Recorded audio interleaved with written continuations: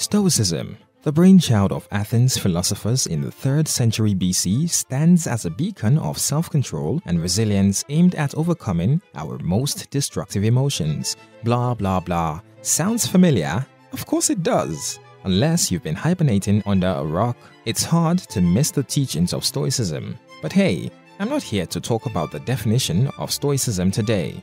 Instead, our focus is on the little-known forbidden territory, the pitfalls, the faux pas, those sneaky habits that you, me, all of us struggle to keep at bay. Yes, I see you there, just about ready to watch the next video, looking for the next dopamine. But hold on and listen up, because this video is for you.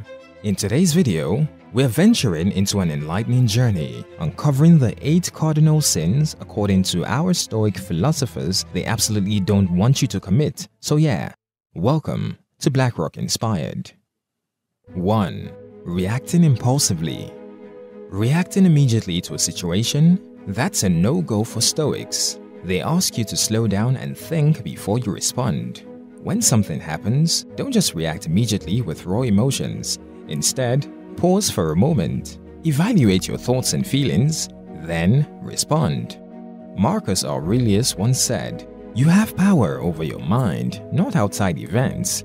Realize this and you will find strength." In other words, you can't control what happens to you, but you can definitely control how you respond to it. So, next time when emotions bubble up, remember to hit the pause button. Let your thoughts catch up. It's not about denying your emotions, but about managing them in a more thoughtful way. 2. Avoiding adversity. You know that cozy comfort zone we all love? Turns out the Stoics aren't huge fans. Why? Because they see challenges and tough situations as personal trainers for your character. When you dodge adversity, you're essentially skipping the gym for your resilience and wisdom.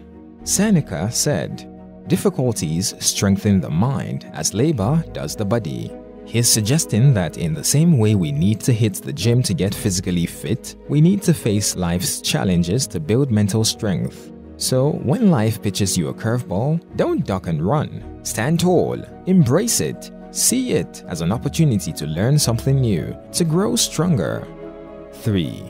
Focusing on what you can't control. Stoics want us to focus on what we can control and let go of what we can't. Simple, right? Well, not always. It's like trying to change the weather.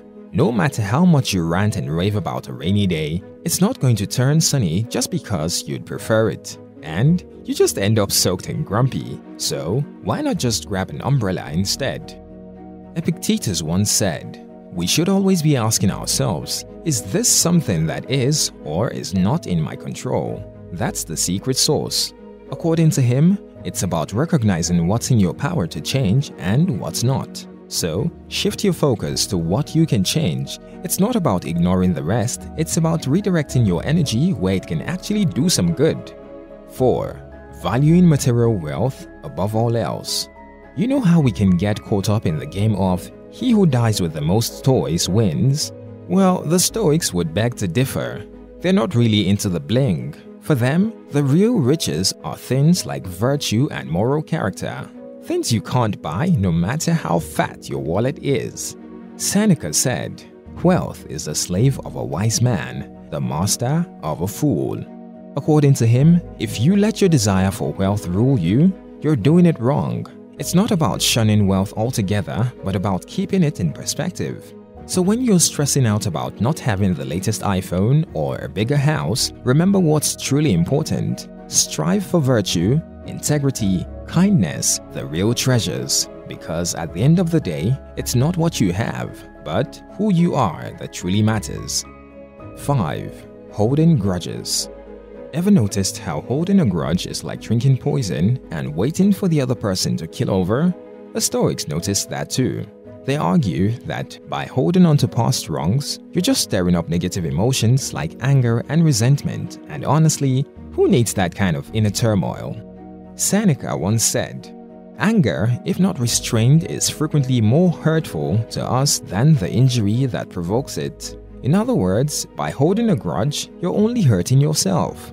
So when tempted to stew over a past slight, try to let it go. Don't give it room to set up camp in your mind. It's not about forgetting or condoning what happened, but rather about releasing its power over you.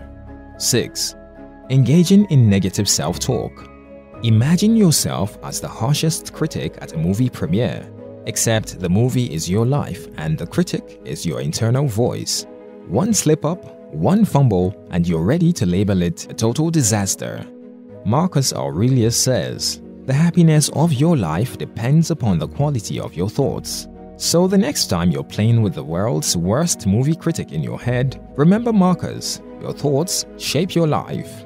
Swap the harsh critique for a balanced review. You have strengths and you sure as heck have weaknesses, but the key is not to overhype either. When you mess up, remember that it's not the end of the world, just a scene in the movie, and you are the director. You can take another shot. 7. Neglecting the present moment. You know that pesky habit we have of either living in the past or the future, but rarely in the present? Well, the Stoics have a bone to pick with that. The Stoics are all about embracing the current moment. Marcus Aurelius said, "Never let the future disturb you. You will meet it if you have to, with the same weapons of reason which today arm you against the present." His point? Deal with what's in front of you. The future will come, and when it does, you'll deal with it just like you're dealing with the present. So when you find yourself drifting to the past or the future, gently guide yourself back to the now. Remember, the present is where life happens, and who wants to miss out on that? 8. Being influenced by external opinions.